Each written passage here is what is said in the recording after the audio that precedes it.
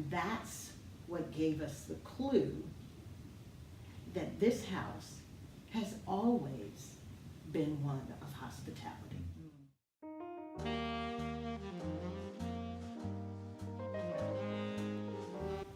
Hello, welcome to Globetrottersonthego.com. I'm Anita Henderson, and I'm super excited to be here with Pontheolla Mack Abernathy. Hello, my dear. Hello, and welcome to Clevedale. Thank you for welcoming us. We are so excited to be here at Clevedale Historic Inn and Gardens in Spartanburg, South Carolina. Beautiful home. We highly recommend it. Top notch on everything. Thank you. 2 thumbs up for you. Thank you. And for your husband. Yes, that is my partner in the sublime. Into the history of this house, Sure. and how you discovered what was here before. Sure. It turns out this was a 440-acre farm owned by first the Gibbs family here. Then second owners were the Bomars, and it was the Bomar's daughter, who was Louise, who married Conrad Cleveland Sr. The first house, dated back to 1798, was on the side yard near the pecan tree, and this house was built for Conrad and Louise as a wedding gift. So this house was built in 1913. What do you know about Conrad and his family? What I know about Conrad is that Conrad had 2 kids, Conrad Jr. and Elizabeth Cleveland Welch. Those 2 kids grew up in this house. Elizabeth, matter of fact, was born in this house, and we got a chance to meet her shortly before she died.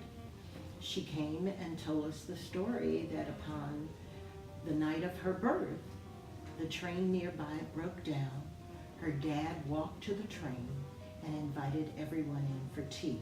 And that's what gave us the clue that this house has always been one of hospitality. The home, after Conrad Sr.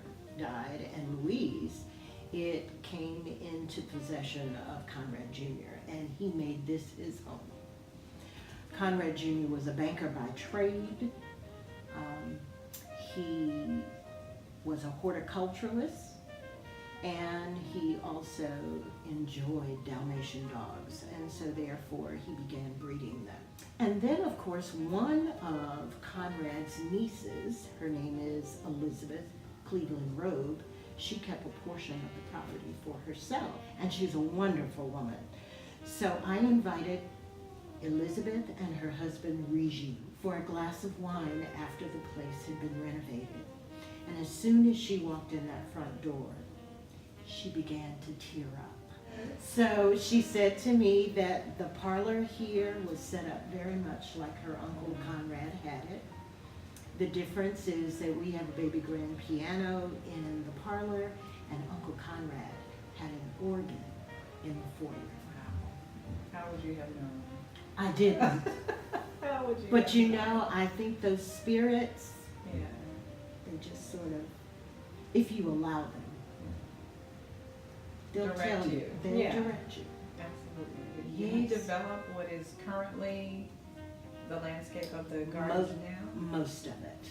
There's an English knot garden, which if you are familiar with knot gardens at all, it's got English boxwoods that are very formally planted, and then inside the quadrants of these English boxwoods, he planted bearded irises. So on both ends you have white bearded irises, but in the other little quadrants, they're all lilac in color. It is absolutely beautiful. Interesting. Tell me what you love most about being an innkeeper. Meeting people, for one, and hearing their stories. And so this, to me, is very much like my traveling. except the people come here. Right. They come to you. They come to me. Yeah. And so I learned so much. It's like taking a trip every day. The person who comes to a bed and breakfast, they're looking for something in particular. They want that intimacy. They want that down-home kind of feel. They want that specialty breakfast. They want, for us, given the 4 acres, this is perfect as a little retreat to go take a book and go on the porch or under one of the magnolia trees and just enjoy yourself. One of the things we, as Globetrotters, have come to enjoy is the engagement with the innkeeper. We enjoy the story. We enjoy, and I always say that the 2 most important things about a bed and breakfast are the bed and the breakfast. Yes.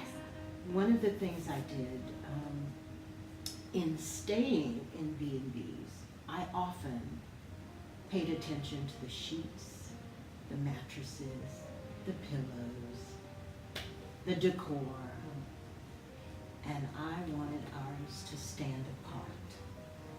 So I went the extra mile and got high quality mattresses. I went the extra mile and got 1,000 thread count Egyptian cotton sheets. I go the extra mile, I iron them.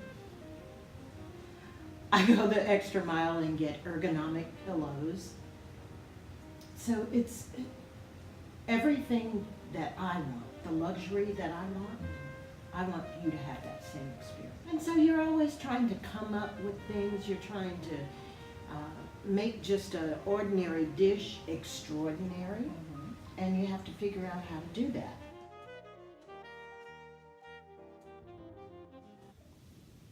I mean, it's no accident that hospitality is derived from the same root that produces the word hospital. It's all about caregiving. And we've always thought that hospitality was about what the host provided for the guest. We learned that hospitality always is inherently mutual. The host can provide whatever he or she can and will provide, but it's all for naught until the guest appears.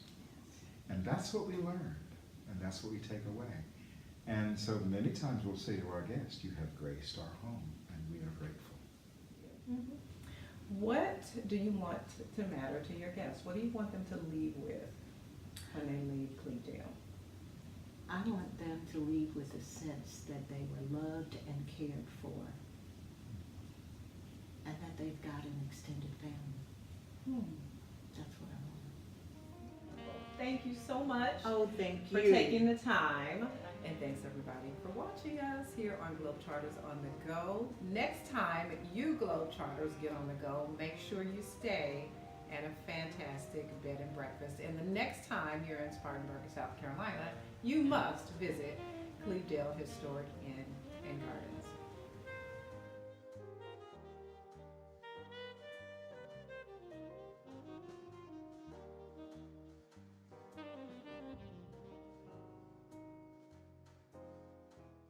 Helmley each year had to rent an apartment.